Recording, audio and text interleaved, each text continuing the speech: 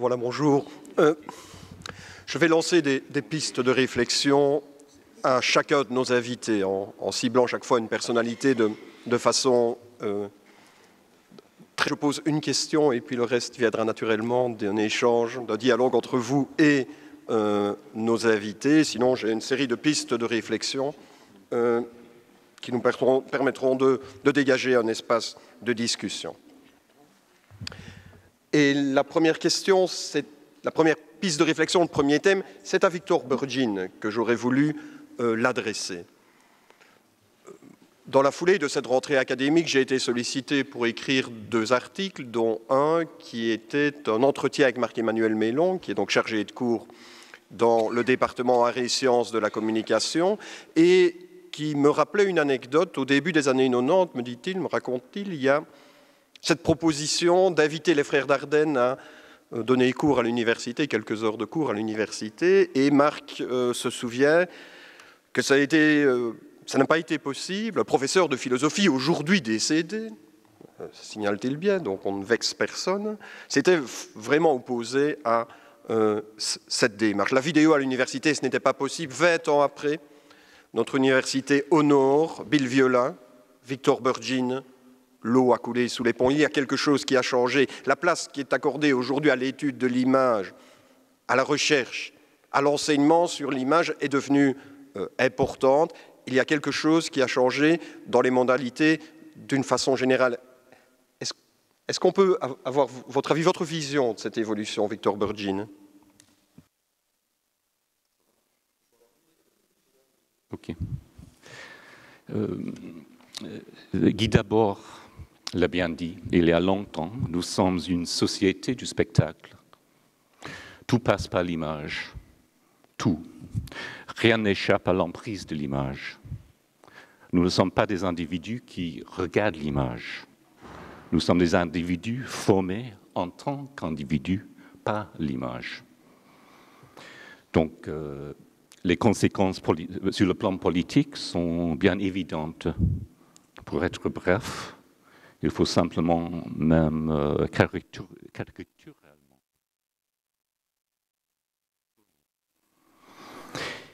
donc il faut absolument un regard critique sur l'image. Qui va donner ce regard critique? La publicité? Évidemment pas. La télé? Non plus. Seule l'université a les moyens de donner ce regard critique sur l'image. Donc, bien sûr, l'image vidéo doit entrer dans l'université. Elle est déjà là, sur le plan préconscient et même inconscient. L'image, sous sa forme matérielle de tableau et sculpture, est entrée dans le discours universitaire au milieu du XXe siècle, mais largement comme objet d'un discours historique et d'amateur d'art. De surcroît, au moment même où le tableau et la sculpture étaient déjà déplacés et dépassés par le film et la photo. Aujourd'hui, la photo, le film et la vidéo entrent dans l'université, dans le discours universitaire, alors que, même que, le film, la photo, la vidéo, comme forme à part entière, sont déplacés et dépassés par l'image numérique. Donc, pour conclure, bien sûr, l'image vidéo doit entrer dans l'université, mais, j'espère, comme objet d'un discours critique et non comme objet d'un discours d'amateur d'art, avec son dispositif fétichiste de chefs-d'œuvre et de grands artistes. Une première intervention de M. Burgin. Alors, est-ce que parmi vous, un courageux va se lever et prendre la parole le premier? La plupart d'entre vous ici sont étudiants, se sont lancés dans des études qui concernent l'image. C'est peut-être une première occasion pour vous de vous adresser à un des grands théoriciens de l'image, à une cinéaste, photographe, plasticienne aujourd'hui. Alors, appel à ceux qui ont vraiment envie de s'exprimer peut-être et de poser la question, qui n'auront peut-être plus l'occasion de poser, je pense, Pierre Henrion. Ce n'est pas tous les jours qu'on reçoit des personnalités comme vous deux, M. Borgin, Mme Varda. Je pense que parmi vous, il y a également quelques professeurs qui peut-être vont donner la voie, la piste à leurs étudiants. Je vois M. Mélon qui se lance. Je vais peut-être vous donner le micro.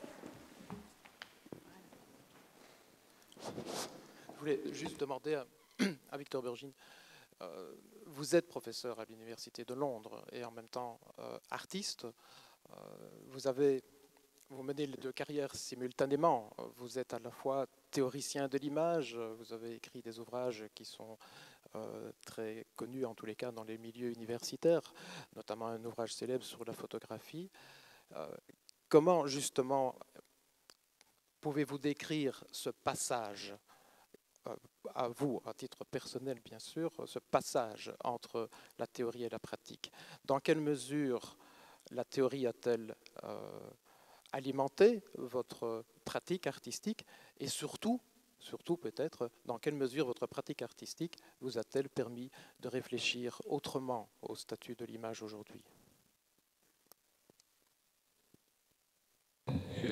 Je ne trouve pas qu'il y a une séparation entre la théorie et la pratique. Qu'est-ce que je fais maintenant? C'est la théorie ou c'est la pratique?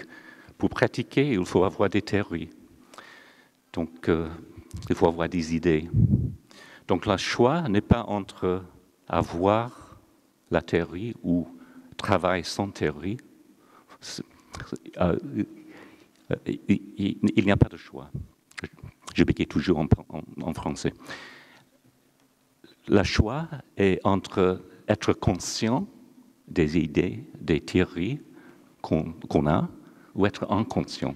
Agir inconsciemment, ça veut dire la plupart du temps répéter ce qui est donné déjà dans le doxa. Donc, pour moi, l'art, pratiquer l'art, c'est une manière de penser.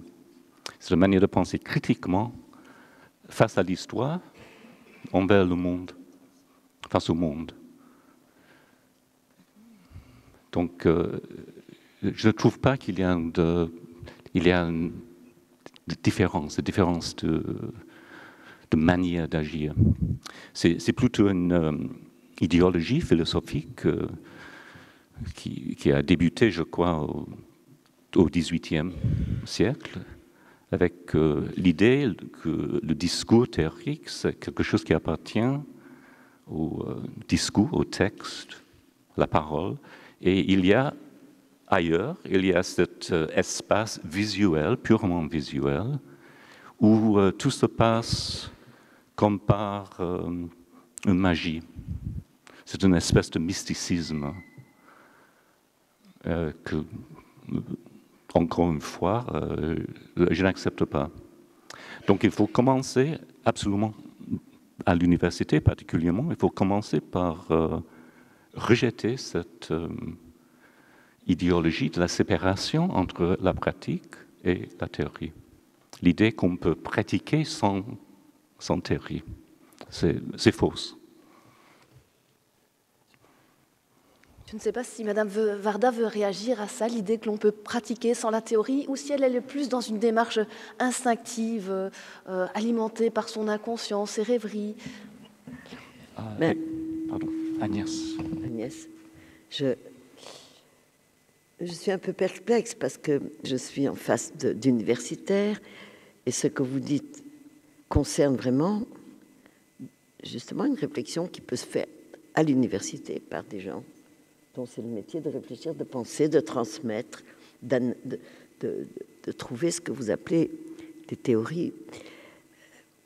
Je suis très troublée parce que moi, je fais du cinéma, non pas du tout inconsciemment n'importe comment, mais je ne peux pas imaginer que la théorie précède la pratique. Je dirais plutôt que les raisons de filmer, les raisons de créer, partent de zones obscures en nous, zones inconnues, zones mystérieuses. Qu'est-ce qui fait que le recteur l'a posé la question. Pourquoi on fait ça? Pourquoi on fait ça et pas autre chose? Pourquoi on est attiré par filmer une chose ou l'autre, ou créer une invention d'installation ou autre? Je pense que cet élan, plus ou moins inconscient, doit exister avant même de prendre la caméra, le crayon, la salle de montage ou autre. Et par contre, je suis bien d'accord que sans réflexion, et réflexion ce n'est pas forcément théorie, sans réflexion, on ne peut pas donner une forme à ce qu'on veut partager avec les gens. Moi, je ne fais pas des films pour les cacher dans les tiroirs, je ne fais pas des installations pour en parler sans les montrer. Donc, je cherche non pas l'approbation, mais la rencontre avec ceux qui vont regarder, voir les films, venir aux expositions. Et pour trouver cette relation, il faut que je propose quelque chose. Et je dirais que la proposition, pour moi, remplace la théorie. La proposition, c'est quel est le terrain où je souhaite rencontrer les gens. Réflexion, construction, logique, illogisme, surprise, et peut-être, à la suite de ça, quelque chose qui va concerner les gens qui regardent. L'impression importante pour moi, que je souhaite susciter, c'est que ça concerne les gens qui regardent, qui reviennent à la propre incompréhension ou compréhension de leur propre monde, de leur propre vie, de leur propre environnement. Pour moi, c'est un circuit qui, comme ça, qui serpente vers les gens, qui revient vers moi, qui repart vers eux. Est-ce qu'on peut faire une théorie de ça? Je ne sais pas, pas du tout. Moi, je ne sais pas comme ça.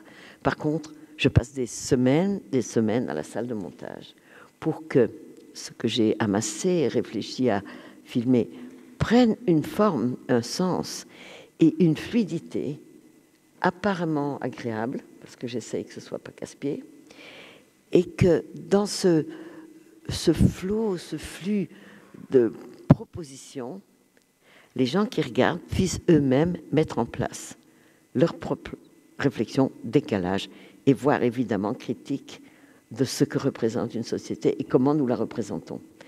Et évidemment, on peut la représenter de mille façons. Regardez les images de William Klein, tellement violemment décrivant cette Amérique dont il vient et qu'il critique violemment.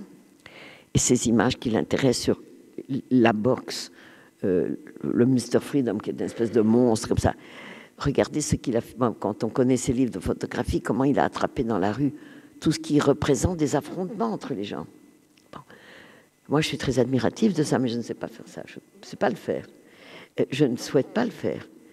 Donc, si vous voulez, mon travail où il y a une approche des gens véritable, parce que ça m'intéresse, j'essaie que ça débouche sur une réflexion. Et si je prends les glaneurs, je prends juste un exemple, effectivement, le fait de ramasser, qui est un geste ancestral, qui a évolué parce qu'on ne ramasse plus le blé, parce qu'il y a des grosses machines, comme dit la dame, on ramasse les patates, on ramasse dans les poubelles, mais on ramasse ce que disent les cultivateurs de patates, ce qui est hors format.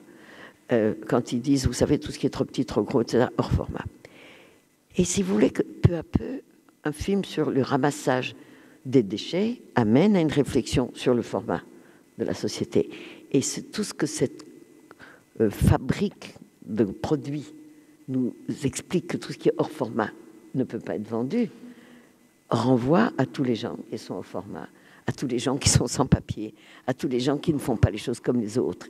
Et c'est-à-dire que je crois que c'est par extension, vous voyez, c'est par un petit peu par rond dans l'eau, comme dans la piscine de Bill Viola, que les gens eux-mêmes réfléchissent comment est-ce qu'un film documentaire tranquille sur des gens qui se courbent, sur des gens pauvres qui n'ont pas à manger, débouche sur des réflexions sur qu'est-ce que c'est notre société, sur consommation, sur vente, sur consommation, sur déchets, et quatrième monde, c'est-à-dire les plus pauvres, qui nous racontent tout simplement qu'ils vivent hors société, hors format, et qui mangent des choses hors format qui ont été jetées.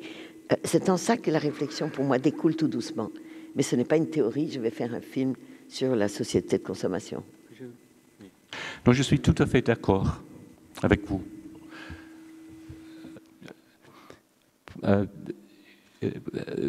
comme j'ai dit, pratiquer, c'est une manière de théoriser. C'est une manière de penser. Là, c'est une manière de penser. Donc, vous pensez avec vos films. Ça, c'est clair. Donc, c'est une manière de penser. Et la pulsion, le motif est toujours inconscient.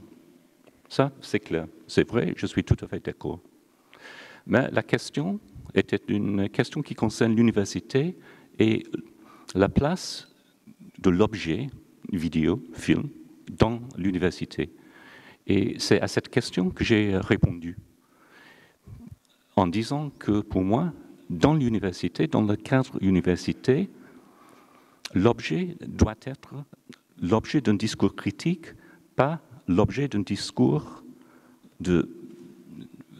d'amateur d'art, comme j'ai dit, un discours fétichiste, un discours sur la célébrité, tout cela, tout ce qui passe déjà dans le monde en large, la société du spectacle. Donc pour moi, là, c'est pour donner une alternative à la société du spectacle. L'université, c'est une institution pour donner un... Est-ce qu'on peut dire alternative en français? Alternative? Oui, ok. Excusez-moi, je parle français. Oui. C'est pour donner une alternative. Nous sommes une société de la consommation. On nous dit tout le temps, il faut choisir, mais il n'y a pas de choix, il y a très peu de choix. C'est une société conformiste. Il n'y a pas de choix. Donc, il faut avoir l'université pour penser autrement. Et ça ne veut pas dire forcément il faut écrire. Moi, j'écris, je donne des cours. Oui, pour moi, c'est une manière d'agir politiquement. Mais, vous avez dit vidéo toujours. Pardon? Pourquoi vous dites toujours vidéo? Parce que vidéo, c'est qu'une partie du monde des images. Il y a le cinéma. Oui, oui. Alors vous dites faire rentrer la vidéo, mais je sais pas, il y a des effets Larsen, pardon. Mais c'est juste une technologie. Oui, mais non. C'est comme l'écriture. On peut, oui, non, mais on peut écrire avec un stylo, on peut écrire une thèse ou une insulte. Et les nouvelles petites caméras permettent d'ailleurs aux gens de s'exprimer avec la vidéo, des choses qui n'osaient pas toucher les beaux appareils professionnels. Mais quand le débat, c'est... Oui, vous avez raison. Le débat, c'est l'effet Larsen. Je vous interromps un instant parce que je sens qu'on pourrait vous laisser tous les deux. Non, non, je voudrais juste... Laissez-moi juste finir ça. Non, non, pause. Je veux juste dire que si vous êtes en train de réfléchir sur l'image, l'effet des images, qu'est-ce que c'est l'image dans la société, et que vous souhaitez l'étudier dans l'université parce que c'est votre méthode, ce n'est pas seulement la vidéo, c'est toutes les images. Si vous rentrez, il faut entrer dans le cinéma, la publicité, ce déferlement d'images qui nous tombe dessus toute la journée. La différence, c'est que l'image, on dit l'image, mais c'est l'image, le son, le commentaire qui l'accompagne. Donc j'ai seulement réagi à votre truc vidéo, à la vidéo, c'est ça que j'ai voulu dire. Ça y est, je finis. Je vous rappelle que vous avez aussi la parole et que c'est une occasion unique pour vous, voilà justement une dame qui se manifeste, d'avoir les impressions, les explications de ces deux personnalités. Puis-je préciser très bien, brièvement, quand je dis image, je comprends par image une image mentale qui comporte l'image optique et l'image son et l'image la parole, tout en même temps. Complet. Merci. Bonjour, moi je voudrais poser une question à Agnès Varda. Vous êtes photographe, vous êtes vidéaste, vidéaste documentaire, vous réalisez des films de fiction. Comment passe-t-on de l'un à l'autre? On ne m'entend pas. Eh bien, c'est une question qui s'adresse à Agnès Varda. Vous êtes photographe, vous êtes vidéaste, vous êtes réalisatrice de films de fiction. Comment passe-t-on? Comment choisit-on un jour de faire de photos, un jour de faire de la vidéo? Et comment détermine-t-on les sujets? Comment choisissez-vous les sujets que vous abordez? Pour quelles raisons? Oui, mais je vais revenir à ce que j'ai dit avant. Moi, je n'ai jamais fait un plan ni de carrière, mais certainement même pas un plan de ce que je vais faire. Je vois des fois des cinéastes, d'ailleurs, qui disent « dans 2 ans, je tourne le roman de machin avec truc, l'année prochaine, je pense qu'il y a quelque chose de très important dans ma conception d'être artiste, c'est de laisser arriver des choses. et d'une part par l'intérieur de ce que je ne sais pas, et d'autre part par les occasions, le hasard, l'opportunité, je dirais. Et effectivement, ce sont les situations réelles qui font que j'ai envie tout d'un coup de faire un documentaire, parce que, voilà, l'histoire des glaneurs, c'était évident. J'ai vu des gens dans des marchés à 2h de l'après-midi qui commençaient. Je me suis dit, tiens, etc. Bon. Et je suis partie dans un documentaire. Et dans un documentaire, on est au service du sujet. Même si j'apparais au milieu en disant j'ai des cheveux blancs, ce sont des petites diversions, des petites coquetteries pour que le documentaire social ne soit pas comme un gros pavé sur la table. Mais c'est vrai que le désir de fiction, il naît alors d'un désir effectivement beaucoup plus mental. Comment peut-on trouver une forme?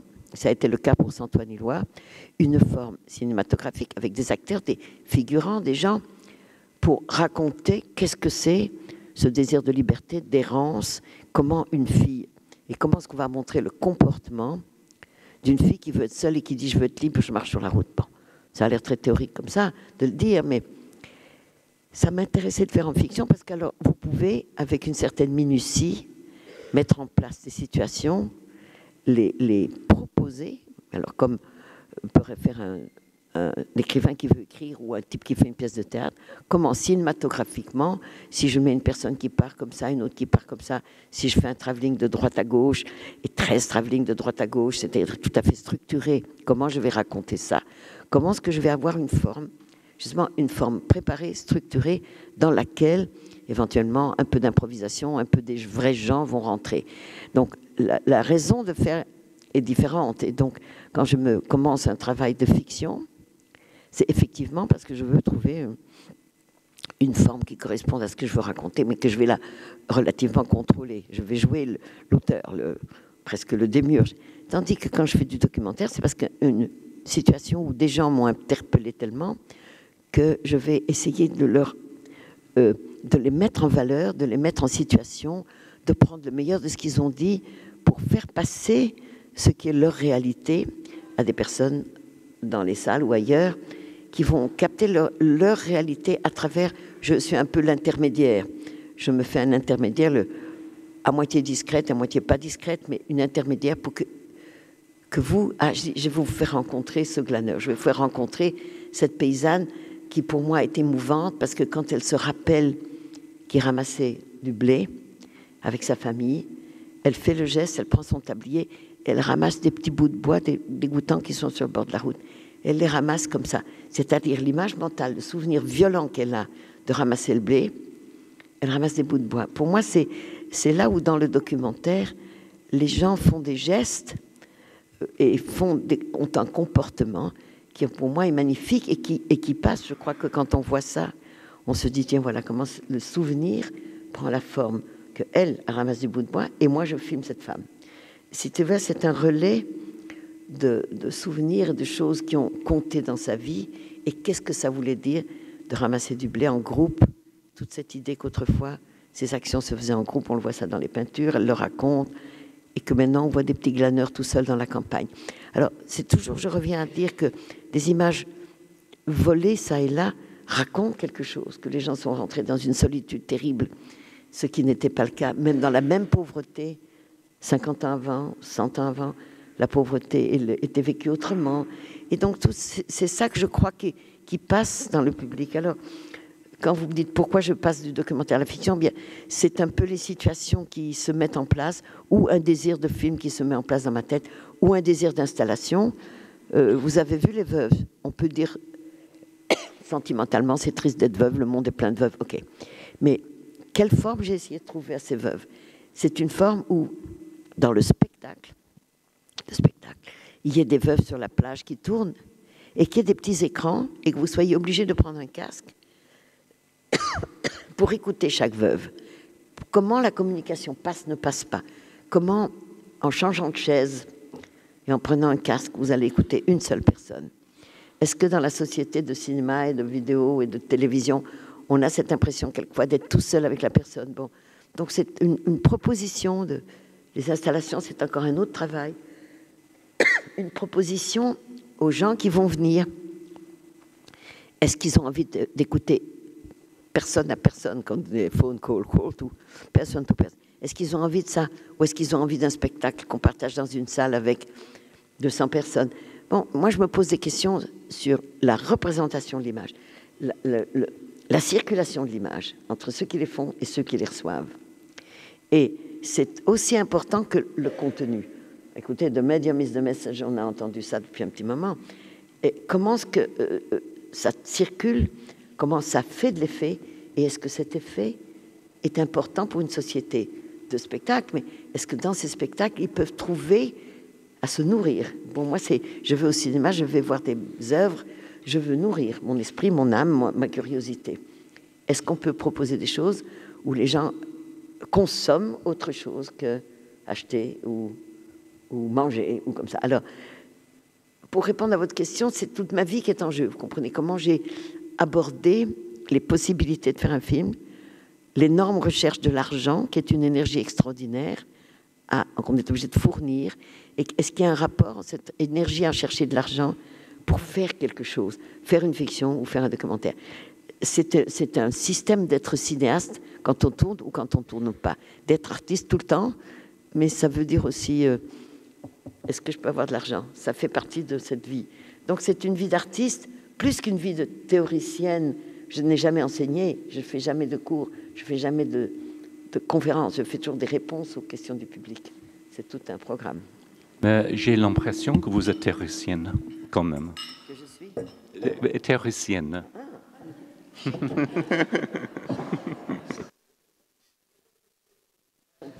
Malgré vous, oui. Monsieur, ça, exactement. C'est comme le bourgeois gentilhomme qui faisait de la poésie ou de la prose sans savoir. Oui, oui. C'est monsieur Jod. Voilà, Madame Varda ne se fait pas prier pour répondre. Monsieur Burgin n'a peut-être pas l'occasion d'intervenir sur ce thème, évidemment, mais il y a quelque chose qui vous lie, qui lie les 7 personnalités qui seront honorées cet après-midi par l'Université de Liège. Et je pense, Pierre Henrion, que vous voulez insister sur ce thème de l'engagement que vous retrouvez à travers les œuvres et les travaux de chacun. Il y a vraiment de nombreuses questions, de nombreux thèmes qui engagent chacun de nos invités. Et justement, celui de l'engagement est peut-être un des plus sensibles. Victor Burgin vient de prendre la parole dans une question introductive.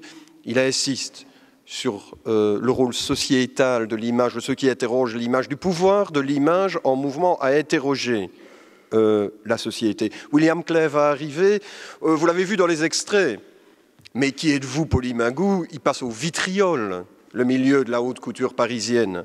Mr. Freedom et l'impérialisme américain dans ses reportages, aussi les héros de la culture afro-américaine.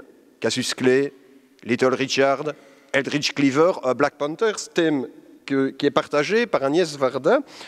C'est un thème qui est très présent. Les Black Panthers, les routards, l'identité féminine, la politique à Cuba. J'ai relevé sous la plume d'une critique, Varda montre ceux et celles que la société refuse de voir et met au rebut, les pauvres, les sans-logis, les vieux. Elle les filme avec légèreté et tendresse.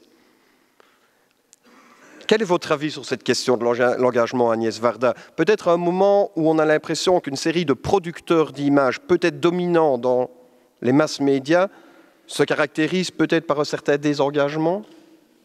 Vous savez, engagement, regardez, pour moi l'importance de l'œuvre, je pars tout de suite par un chemin de traverse. Regardez l'importance de l'œuvre de Bill Viola. Ce n'est pas un problème d'engagement. Quand il met cette piscine, cette œuvre qu'on voit depuis déjà 20 ans et qui me fascine toujours, qu'à un moment donné, c'est facile, on va vous dire le truc, hein, on filme la piscine et puis on filme autour, d'accord, après on monte autrement. N'empêche que, quand à un moment on regarde son piscine et qu'on voit des gens qui passent, on ne voit que le reflet des gens qui passent autour de la piscine. On n'en voit que le reflet. Alors ça, c'est une source de surprise, de rêverie, mais aussi de réflexion. Qu'est-ce que c'est que cette réflexion des gens qui ne sont même pas là? Qu'est-ce que c'est que ce type qui saute? Non seulement qui s'immobilise, je ne sais pas, 45 secondes ou 52, j'aurais dû compter, dans cette espèce de forme, hein, d'un type comme ça dans l'air, tout ratatiné, et qui peu à peu se dissout dans les feuilles de l'arbre. Ah, je trouve que notre société a besoin de gens qui font des images. Je ne sais pas si elles sont rêveuses, troublantes, intéressantes, mais bien évidemment, on sort de tout ce qui pourrait s'expliquer rationnellement ou je ne sais pas. Il a fait des œuvres, par exemple, il a fait des œuvres où il y a un portrait, il faut attendre peut-être 4 minutes pour voir qu'il bouge à peine. Donc je pense que quand on questionne la matière même de l'image, qu'est-ce qu'on peut en faire? Vous voyez, je m'écarte de votre question qui est l'engagement. Est-ce qu'un artiste est engagé parce qu'il essaie de trouver des nouvelles formes, ou bien il est engagé parce qu'il se rend compte qu'il est dans une société sur laquelle il faut quelquefois mettre le doigt en disant c'est dégoûtant, c'est pas bien, c'est triste, c'est injuste. Mais vous comprenez, c'est tellement injuste que si on était vraiment engagé, on pourrait même plus faire du cinéma. On irait dans la rue gueuler. Je sais pas, je pense que cette limite, est-ce qu'on peut témoigner du mécontentement d'une grande partie de la société? Et c'est vrai que j'ai plutôt été filmer des gens qui se révoltent, qui marchent dans la route, qui ramassent par terre, qui sont pas contents. Parce que les autres, on peut aussi dénoncer ça. Notre ami Chabrol vient de mourir et il était vraiment un cinéaste extrêmement intéressant parce qu'il a passé son temps à dire comme la bourgeoisie était hypocrite, menteuse, vicieuse, perverse. Bon, c'était son sujet. Mais vous voyez, on a envie de dire, on peut travailler sur une petite couche, mais j'aime beaucoup plus votre idée que est-ce qu'on peut se poser des questions? Est-ce que l'image peut être simplement subversive suffisamment pour troubler les gens? Est-ce que le fait de sortir du format des images formatées de la télévision et des films, certains films de grand commerce, évidemment il y a les effets spéciaux extraordinaires, mais c'est vrai que les sentiments, les histoires sont formatés et que le public accepte tout ça. Donc simplement de sortir du formatage du récit, de décomposer le récit simplement, ou de montrer des gens différemment, c'est déjà une subversion par rapport au discours dominant. Mais effectivement, moi j'ai fait partie par exemple des gens qui combattent avec les femmes, pour les femmes, dans une société où elles n'ont pas leur place. Ça continue, ça va un peu mieux. Mais c'est pas seulement ça. Les droits essentiels des femmes, d'avoir des enfants ou pas, sont bafoués partout. Et si on sort de notre petite Europe relativement protégée, les droits des femmes dans le monde entier et assez loin sont écrasés, bafoués. Donc, si vous voulez, on est tout le temps dans une révolte de ce qui se passe. Mais qu'est-ce qu'on va faire? Est-ce qu'on va empêcher que cette fille en Iran soit lapidée parce qu'elle a couché avec un type quand elle était veuve? Non, alors moi j'ai la tête qui éclate si je commence à penser à la vraie vie, à ce qu'il y a autour de nous. C'est pour ça que quelquefois on a besoin de se calmer et de se dire, on va réfléchir, et vous avez raison, c'est de la pensée plus que de la théorie. Qu'est-ce que dans le monde où je suis, là où je suis, à l'âge que j'ai, avec les gens que je connais, et si je prends mon bâton et ma caméra, où est-ce que je peux aller pour témoigner? Finalement, l'engagement, je dirais, plus que de la militantisme, ce serait du témoignage fort pour aider les gens à regarder autrement, approcher autrement. J'ai remarqué une chose, depuis que j'ai filmé des gens qui ramassent dans les poubelles, et en général, on me dit, quand on passe près de quelqu'un qui ramasse, on se détourne pour ne pas lui faire honte. Et maintenant, il y a des gens qui s'approchent de ceux qui sont dans les poubelles, qui disent, vous avez raison, parce qu'il y a trop de bonnes choses qui sont jetées. C'est-à-dire, c'est une sorte on arrive à faire changer un tout petit peu le regard des gens sur les choses que nous avons filmées. Mais c'est un travail tout petit, minutieux, c'est un travail, moi je me sens modestement faire un tout petit travail, comme les chercheurs qui font un travail, ils savent même pas s'il y a un résultat. On travaille le plus consciemment possible vers un résultat de partage, de réflexion et de surprise. Je crois qu'il faut un peu surprendre les gens, il faut un petit peu les amuser, les divertir. Je crois vraiment que la société de spectacle, c'est un mot, mais le travail de divertissement le plus léger possible. Ça, vous avez dit léger, mais c'est parce que je ne crois pas qu'on peut annoncer comme ça des vérités et des choses sociales. Et je pense qu'il faut se dire, ben voilà, vous avez payé 8 €, on va quand même pas vous faire une leçon ni une conférence. Alors, vous avez payé 8 €, il faut qu'on s'amuse un petit peu ensemble. Mais j'ai tout le temps cette idée. C'est pas très théorique, ça, c'est juste du métier de cinéma. L'envie que les gens soient contents, et puis après ils se disent, ah oui, mais quand même, je peux un peu réfléchir à ça. On n'est pas obligé de commencer par le discours. Mais moi, c'est moi, parce que vous savez, j'ai jamais écrit de réflexion sérieuse. J'ai fait un livre sur le cinéma, comme je le comprenais, mais je n'ai même pas suivi, je n'arrive pas, je vais vous dire. Allez, je dois faire une confession. Tout le monde m'a dit que Deleuze écrit des choses formidables sur le cinéma. Et alors, j'ai calé à partir de la première page, j'ai calé. Et je me suis juré, je vais faire un petit recyclage de termes philosophiques, peut-être qu'en une semaine, je pourrais comprendre les mots qui me permettraient de lire Deleuze. Alors que j'ai lu Bachelard, et j'ai eu une Bachelard comme professeur, et j'ai sauté au plafond de plaisir de ce qu'il disait, de ce qu'il dit. Dans les livres où il étudie, vous savez, l'air, l'eau, toute la psychanalyse des éléments, ça, je comprends quelque chose là-dedans. Mais à partir de Bachelard, comment ça s'appelle? Il est sa partie philosophique, là. Il est un, comment on dit, dites-moi le mot, des théories de Bachelard, là, je ne sais pas comment, je ne trouve pas le mot. Bon, bref. Et ça m'échappe. C'est-à-dire, on peut aussi prendre, chez les penseurs, prendre ce qu'on peut prendre, le niveau où on peut les comprendre. Et je crois que c'est très important de ne pas s'obliger à être ni très éduqué universitairement, ni très intelligent. On peut, au niveau où on est, comprendre les choses. Et moi, c'est comme ça que j'ai vécu le rapport avec les penseurs. J'en attrape ce que je peux.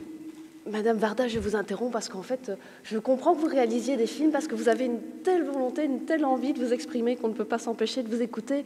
Mais je voudrais peut-être que M. Burgin réagisse aussi sur la question de l'engagement dans tout ce que vous nous avez dit. Vous avez posé la question, est-ce qu'un artiste est engagé parce qu'il cherche de nouvelles formes ou parce qu'il veut s'exprimer politiquement sur des situations?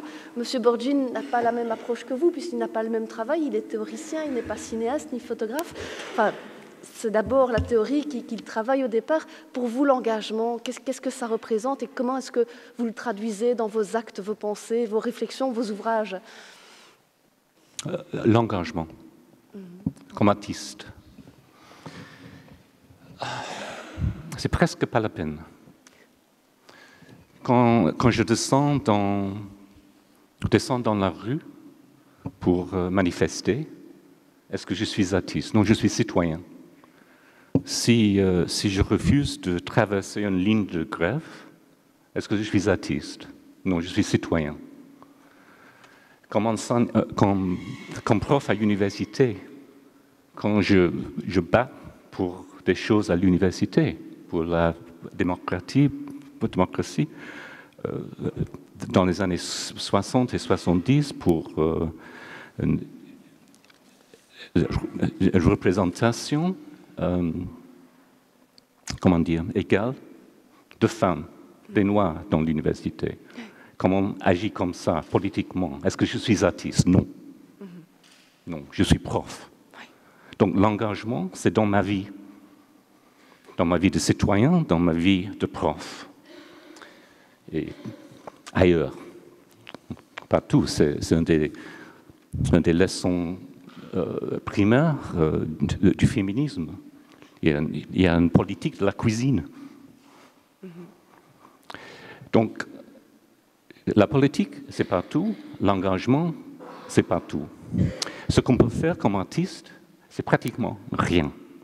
C'est un grand narcissisme à la part d'un artiste, de dire, moi, artiste, je vais montrer le monde. Tout le monde voit, clairement. Il faut simplement lire les journaux, regarder l'actualité sur la télé. On sait bien, mais quand même. On sait bien, mais quand même. C'est ça le problème. Tout le monde sait. Donc, pas la peine de montrer, de dire, d'expliquer. On sait déjà. Mais agir, il faut trouver les moyens d'agir effectivement. Donc, fait des bruits politiques dans un musée, ça ne fait rien.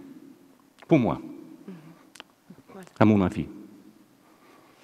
On a parmi nous des étudiants de l'université qui se destinent peut-être à être plutôt des théoriciens que des praticiens. On a aussi des étudiants de l'académie. Ils sont aussi bien évidemment amenés à réagir, à poser des questions s'ils en ont. Je jette un coup d'œil sur la salle, mais personne ne se manifeste. Monsieur ? Voilà, je pense qu'on avait un micro quelque part. Voilà, on vous amène le micro. Merci. On a parlé tout à l'heure de la place on a de la place de la vidéo à l'université. Moi, je ne connais rien à la vidéo, installation vidéo, etc. Je m'y connais un petit peu plus en choses tangibles, en peinture, en sculpture, en photographie. J'ai cette question-ci. Depuis longtemps, de la sculpture, de la peinture, de la photographie, on peut la voir à l'atelier de l'artiste, dans un musée, dans une galerie, chez un brocanteur, l'acheter, l'avoir chez soi, avoir quelque chose de physique chez soi. La photographie, c'était argentique, c'est devenu numérique, mais on a un objet physique devant ses yeux et puis on peut l'avoir chez soi. Est-ce que les installations vidéo ont une finalité uniquement muséale, d'exposition, ou est-ce qu'on est finalement à un petit peu un tournant et on pourrait s'imaginer à un moment d'avoir de la vidéo comme objet qui est donc plus répandu. On a vu ici la vidéo de Bill Viola. Quelle est sa destination au niveau de la visibilité? Moi? Il faut demander à Bill Viola, je crois. Est-ce qu'un jour, chacun pourrait disposer d'une vidéo artistique telle celle de Bill Viola chez lui, à domicile, la voir et la revoir? Excusez-moi, mais la vidéo, c'est une DVD. Vous pouvez avoir la DVD de la piscine, de Reflecting Pool de Bill Viola. C'est dans un DVD. Si vous avez un très grand écran, vous allez mettre votre DVD et vous verrez, parce que c'est un film, ça. C'est pas autre chose. Ça pose plus de problèmes quand il y a des installations où effectivement il y a une circulation dans l'espace et une volonté de circulation, ce qui était le cas des Veuves. Même là, le petit film qu'on a montré des Veuves, on a montré des plans avec les femmes assises ou les gens et les spectateurs pour faire comprendre le système. Mais ça, c'est un petit film sur l'installation, c'est pas l'installation. Et donc l'installation, effectivement, il y a des œuvres qui sont que dans l'espace de l'installation. Sont-elles utiles ou pas? Je ne sais pas. Elles mettent en question, en tout cas, le médium des représentations. En ce moment, au printemps de Toulouse, dans quelques jours, il y a une grande foire d'art. Ils ont choisi de ne montrer que les performances. Voilà encore une autre forme d'art aujourd'hui. Il y a des performances absolument subversives. Il y en a qui sont en colère contre tout. Et peut-être que vous avez raison de dire que dans un musée, ça ne sert à rien. Oui. Mais on marche aussi dans la rue, on manifeste aussi. Quelquefois, ça ne sert à rien. C'est-à-dire, on est dans quelquefois une impuissance devant les pouvoirs, les horreurs et les capitalismes et les tyrannies. On le sait. Alors, je veux dire, si vous êtes comme ça négative à dire ça ne sert à rien d'aller faire une œuvre révoltée dans un musée, les gens, ils vont rester chez eux, ils vont se coucher aussi, vous voyez, ils vont plus sortir. Je pense que c'est pas vrai que ça sert à rien. Je crois que il y a un travail qui se fait un peu partout. Je ne crois pas que les gens comprennent tout parce qu'ils voient la télé, qu'ils lisent les journaux. Justement, je pense que quelquefois les regards particuliers, les façons particulières de parler de la réalité, la font comprendre un peu mieux. Moi, j'ai dit que quelquefois, la fiction fait mieux comprendre la réalité qu'un documentaire aussi. C'est-à-dire que je crois que le travail des cinéastes, des plasticiens, toutes les sortes d'artistes, tout ce paquet de gens, c'est pas du narcissisme, hein, d'essayer de trouver des formes et tout ça. C'est pas ça. Non, parce que vous avez employé ce mot, et moi je peux montrer mes cheveux dans un film. C'est pas du narcissisme. C'est parce que c'est qu'est-ce qu'on cherche à faire passer par le moyen cinéma ou moyen vidéo. Et pour répondre à monsieur, toutes les installations qui sont des vidéos, vous achetez les vidéos de Bill Viola, et puis c'est tout. Alors, le problème se pose pour toutes les installations qu'on ne voit que dans un certain espace, ou parce que le circuit, parce qu'il faut être dedans, parce qu'il faut y être. Est-ce que ces œuvres sont utiles, pas utiles dans l'engagement général, dans le fait qu'on voudrait quand même, parce qu'on se sent quelquefois tellement gêné d'une société qu'on voudrait réagir, on voudrait agir. Mais, comme vous le dites, les artistes sont parfaitement inutiles. Et je ne le crois pas du tout. Moi non plus, je suis artiste. Mais pour moi, la politique n'est pas dans l'art, la politique n'est pas dans le contenu, c'est dans la forme. Par exemple, Jacques Rancière a écrit qu'il a beaucoup plus appris de Virginia Woolf que de Émile Zola. Virginia Woolf, c'est une femme réactionnaire, ça, c'est clair. Zola, le cœur est là, c'est pour les pauvres, ça, c'est bien évident. Mais dans la forme, on a pris plus sur le temps, la manière de l'événement petit qui marque le temps et l'histoire.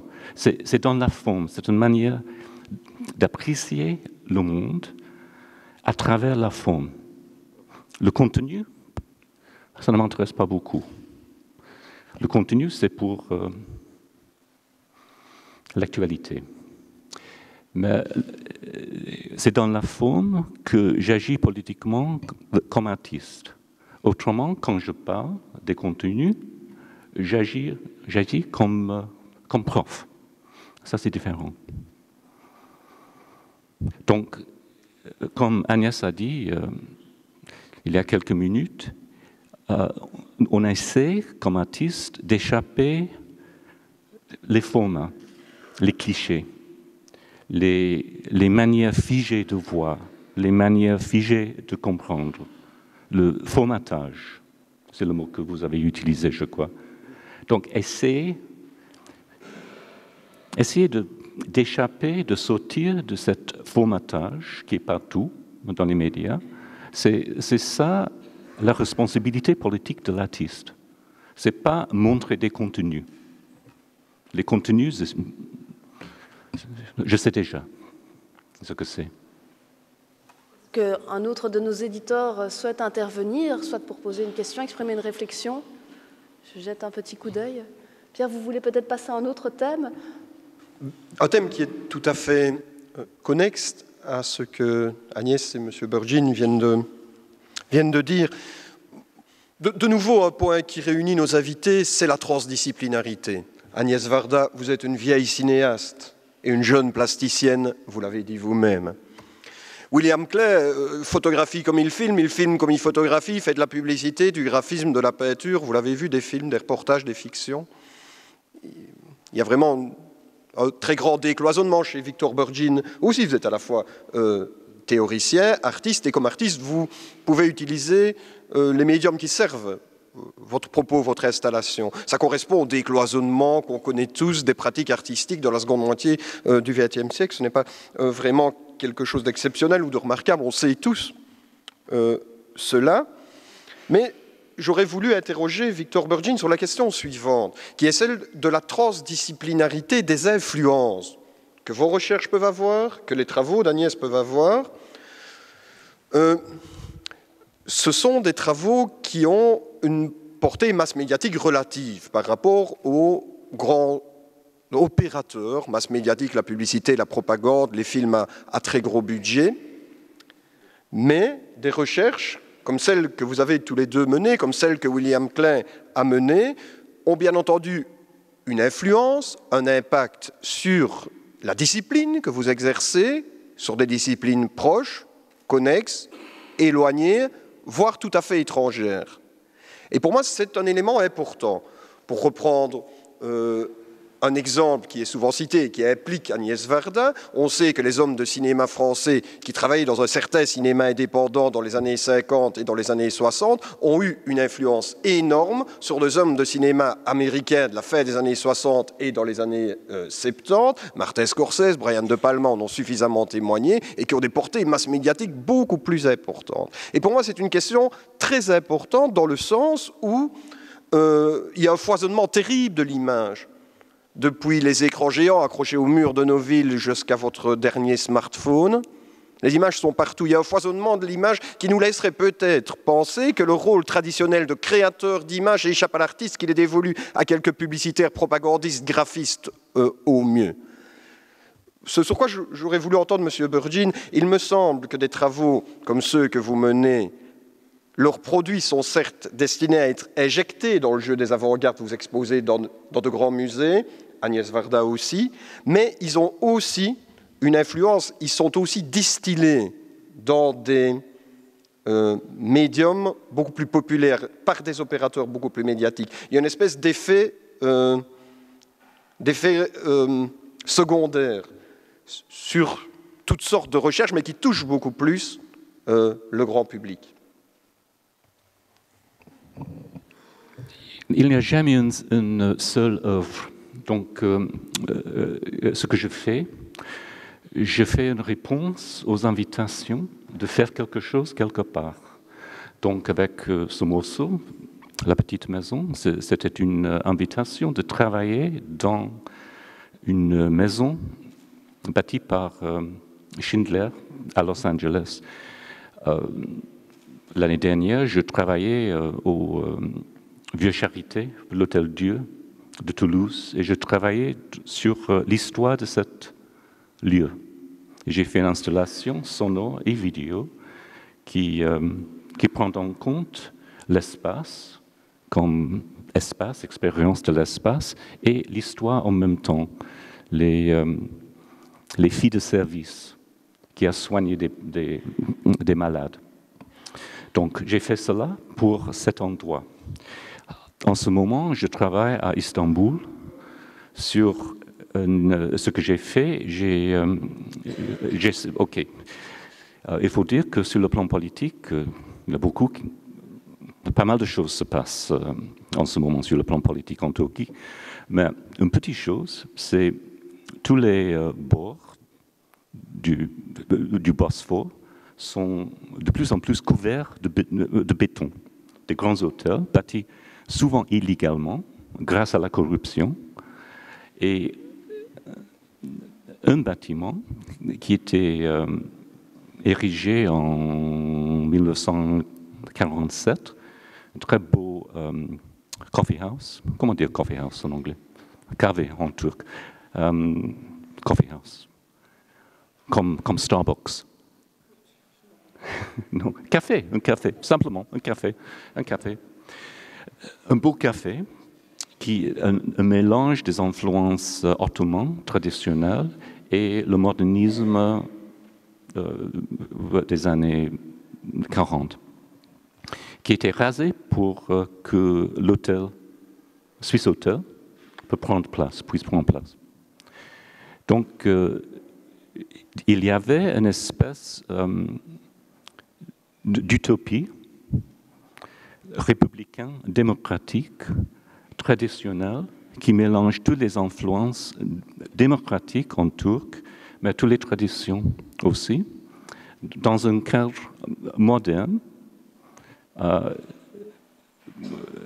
établi par Mustafa Kemal Atatürk avec la République, fin des années 20.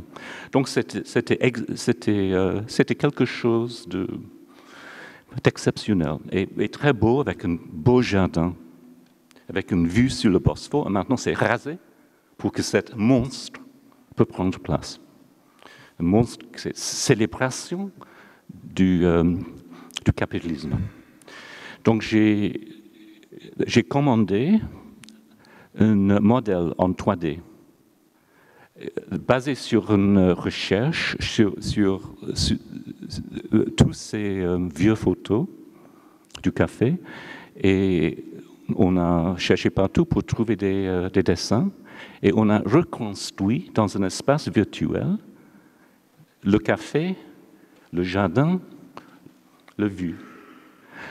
Donc c'est pour ressortir cette rêve utopique.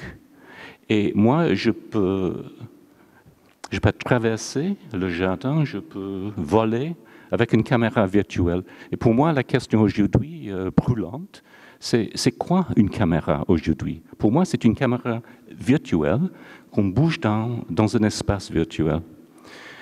C'est ce que je fais en ce moment.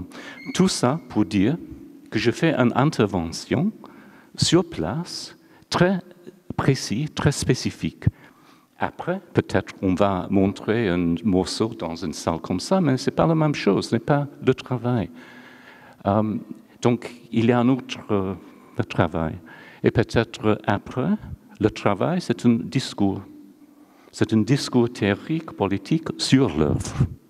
Mais Kommer, ça va être exposé à Istanbul dans le musée archéologique, parce que c'est une espèce d'archéologie. Donc on peut passer d'une salle où on voit Schliemann qui a découvert Troy.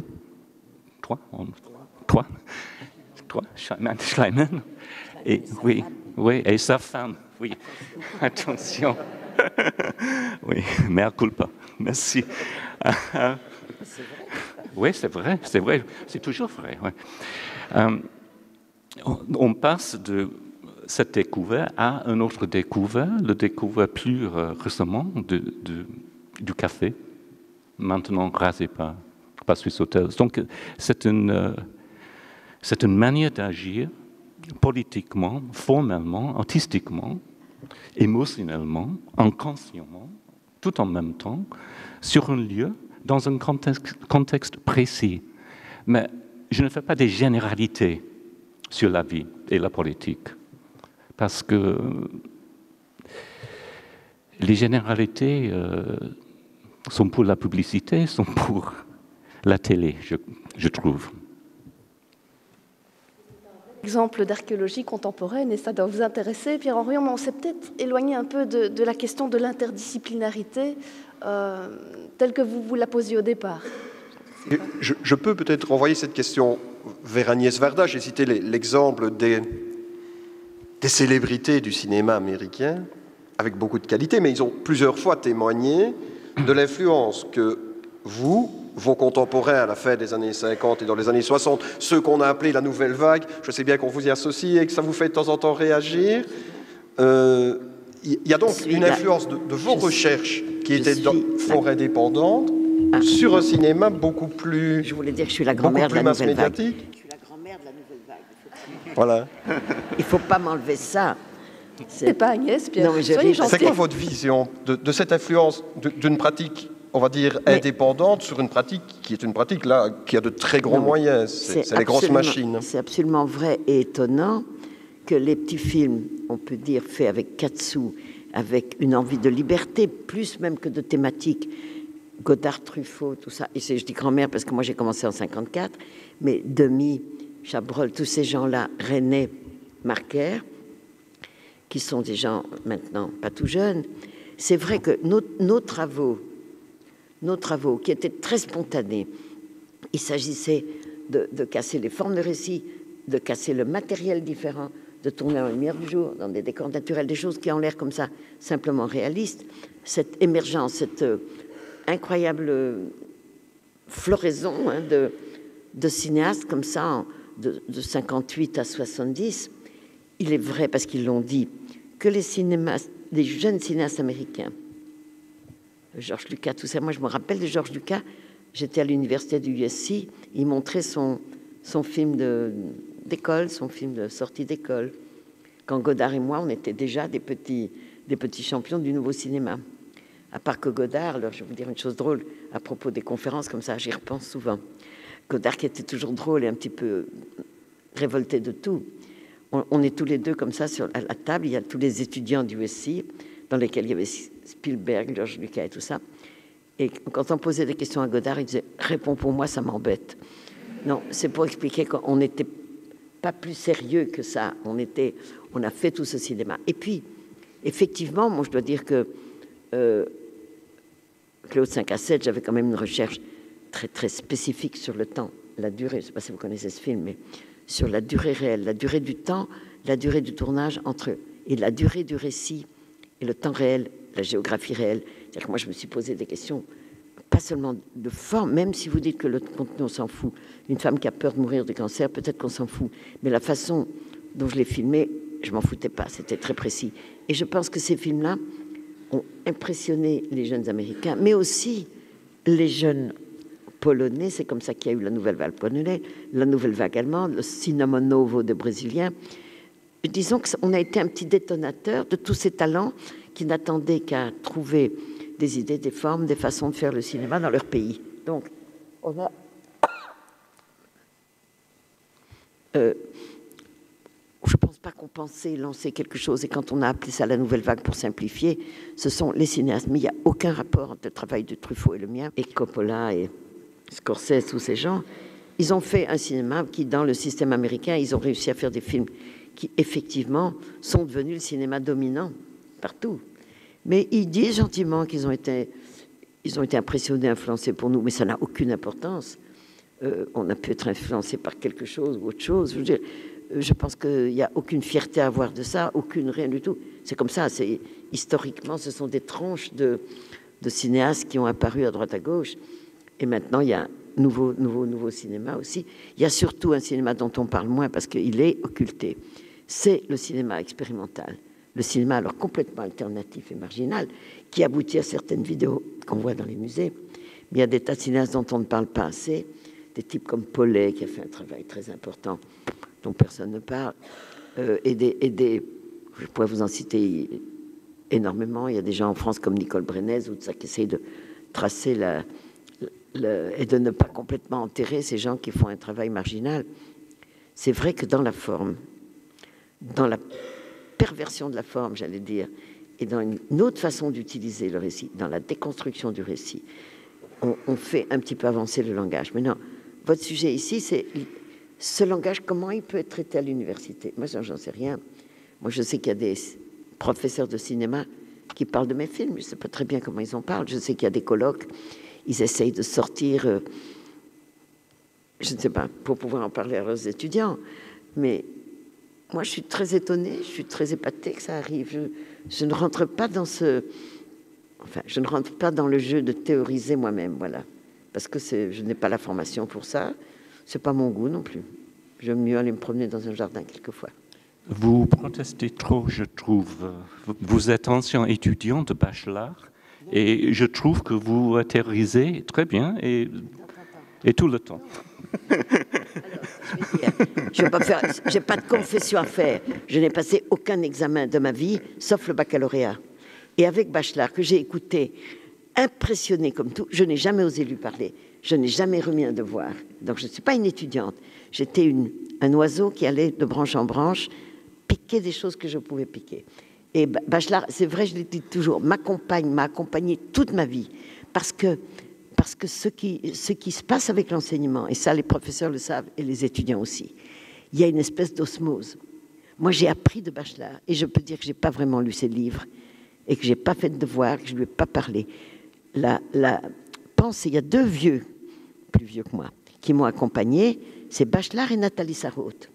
Et ce sont des personnes dont le type de réflexion, le type de pensée m'a protégée d'être imbécile. Vous voyez, c'est-à-dire que j'ai toujours senti, comme les gens qui disent qu'ils ont des anges gardiens, moi j'ai eu ces deux grands penseurs qui, c'est comme s'ils me guidaient sans me parler.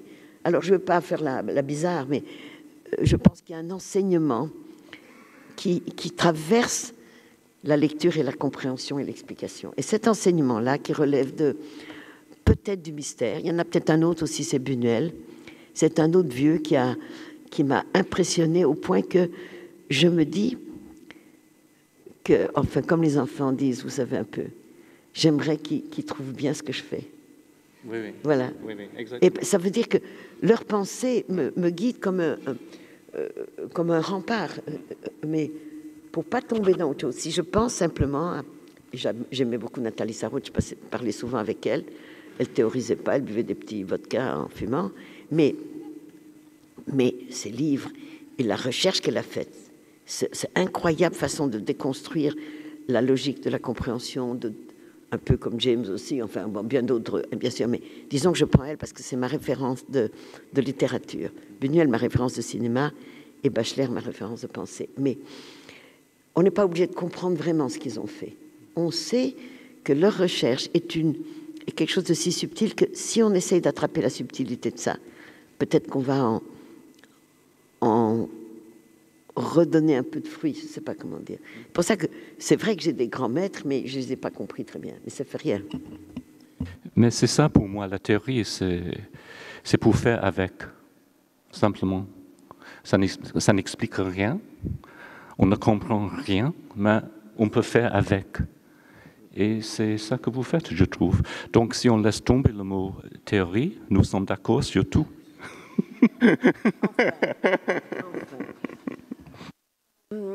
Madame Varda cite Bachelard et Sarraute. Je sais qu'on étudie, qu'on analyse, qu'on critique vos films ici à la 8e section. Vous avez donc l'occasion de poser des questions. Ça ne se représentera peut-être plus à Madame Varda, Monsieur Burgin, ne fût-ce peut-être que sur les rencontres que vous avez pu faire au cours de votre vie artistique, scientifique. Je ne vois toujours pas de réaction. Mais donc, Pierre, vous avez peut-être l'occasion d'aborder un des autres thèmes que vous avez travaillé, préparé. Bien, Monsieur Burgin, vous venez d'en parler avec l'exemple de votre pièce d'Istanbul. L'expérience de la vie réelle peut être perçue à travers la médiation du souvenir. Vous êtes très courageux, vous avancez en regardant vers le passé à certains moments. Il faut faire confiance pour avancer à reculons. Et c'est quelque chose qui est très souvent présent dans votre travail. Je pense à Voyage to Italy, qui est ancré dans un recueil de photographies prises par un photographe napolitain en 1864. Chez vous aussi, Agnès Varda, la mémoire a beaucoup d'importance. On a l'impression qu'elle s'active au début des années 80.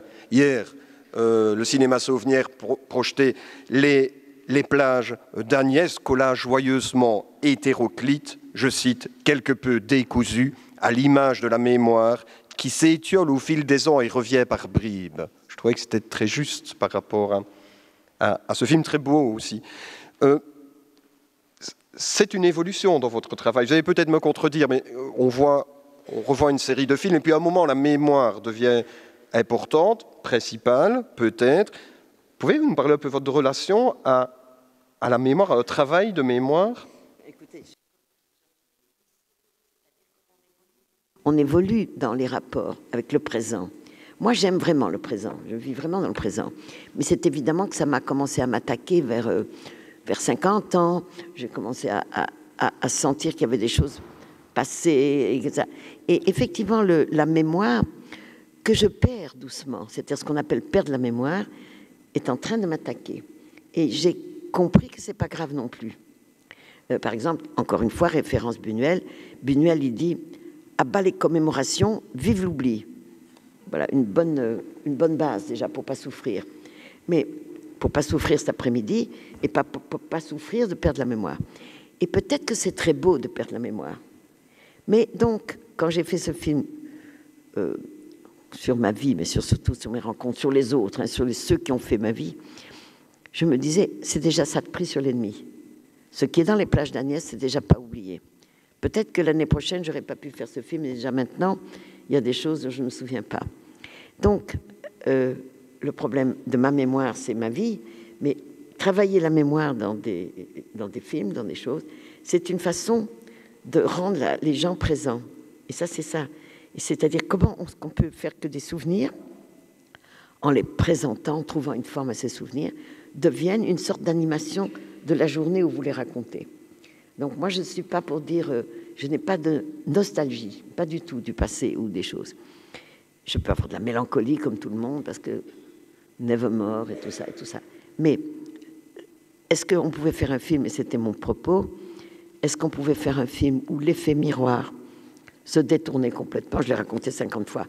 Le miroir qui est comme ça, l'outil de l'autoportrait, bon, c'était ça. Est-ce que je pouvais le tourner vers des gens, vers des choses, vers ceux que j'ai rencontrés, vers l'importance qu'a eu l'art pour moi, comment Picasso, par exemple, m'a impressionné au-delà de tout ce que je peux dire, des choses comme ça.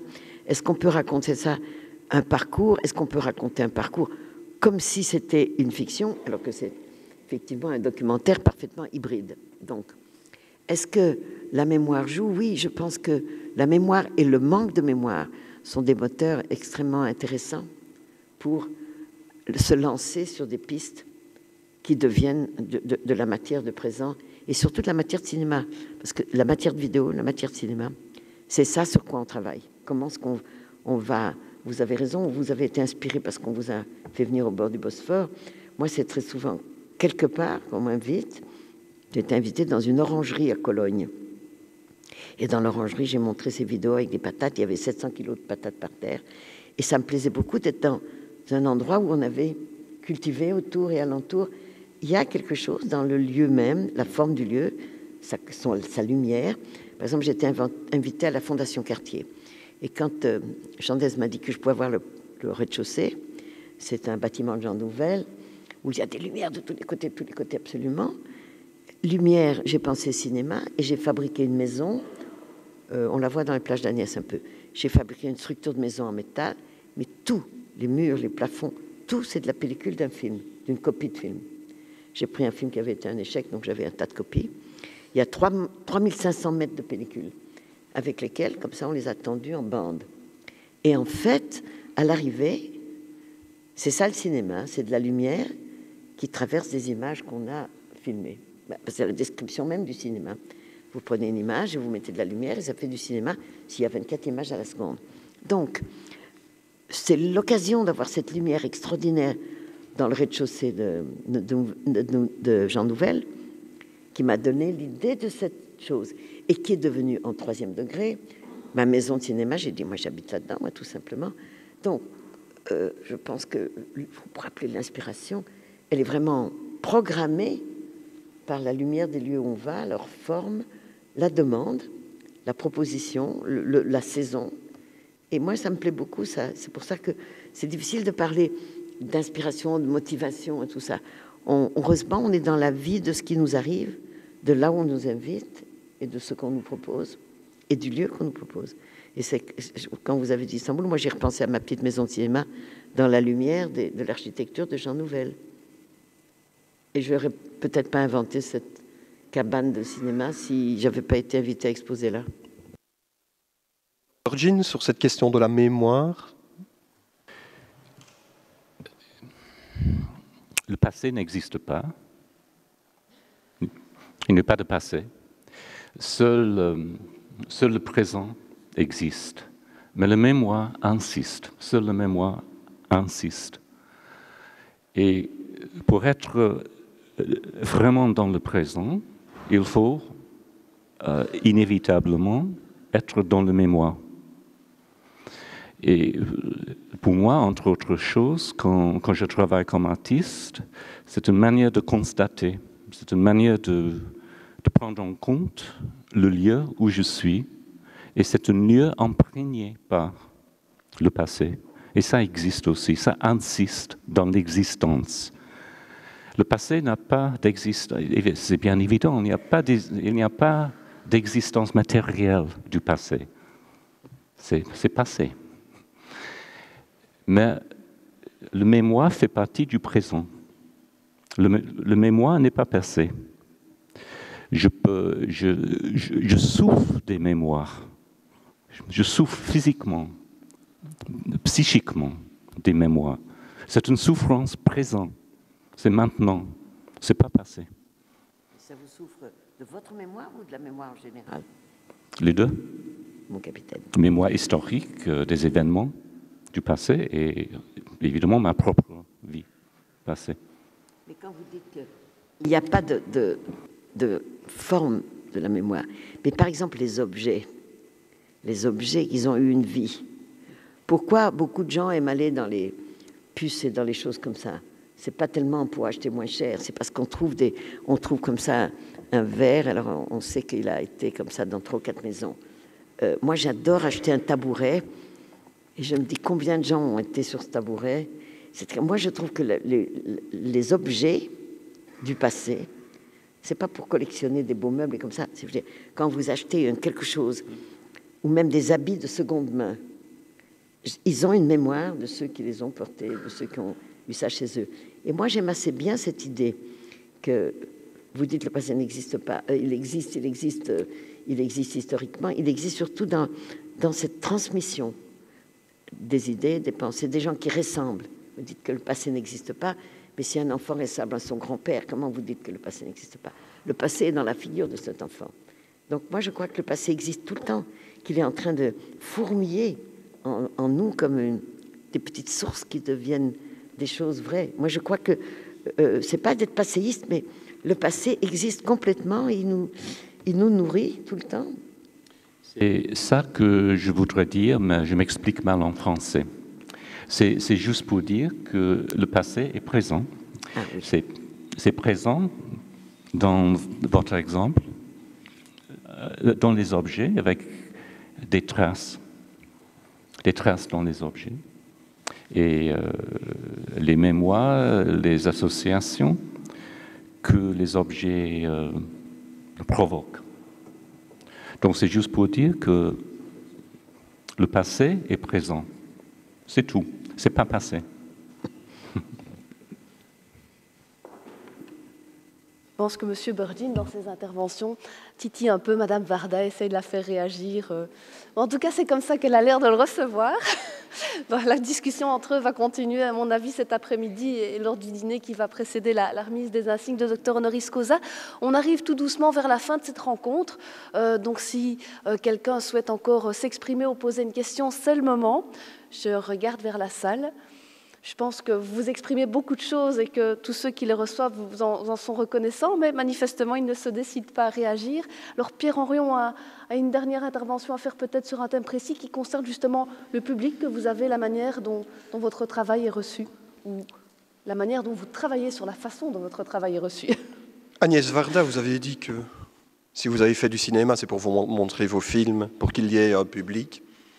Victor Burdine, dans votre pratique artistique, dans la foulée de l'art conceptuel, l'œuvre d'art, elle est dans votre tête, c'est le cheminement conceptuel que vous avez réalisé, elle est aussi dans la tête des regardeurs, elle est aussi dans la tête des spectateurs, elle est aussi dans le cheminement que le spectateur va avoir pour l'appréhender, cette idée que le spectateur crée l'œuvre autant qu'il la reçoit, est très présente dans votre travail.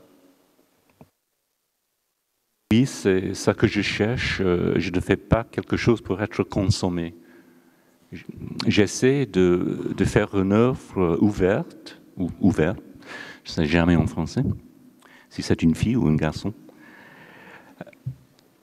ouvert aux associations des autres, à l'histoire des autres, pour que l'histoire du spectateur peut prendre place dans mon œuvre. Donc il faut trouver une forme ouverte, C'est ça que je cherche, oui. Vous, Madame Varda, sur cette question de... Ah bon?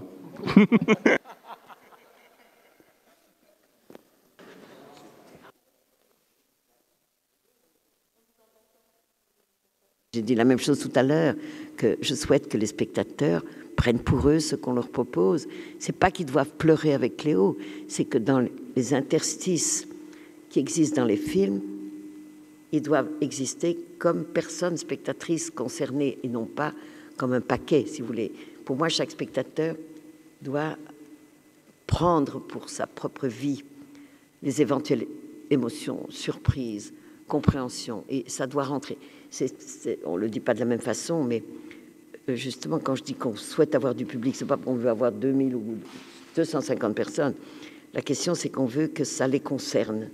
Moi, c'est ça qui me plaît. J'aime bien faire un cinéma et des installations, que ça concerne les gens, qu'ils aient des réactions personnelles, des fois tellement personnelles, je me dis, bon, ils n'ont rien compris de ce qu'ils ont vu, mais ça leur a fait ça.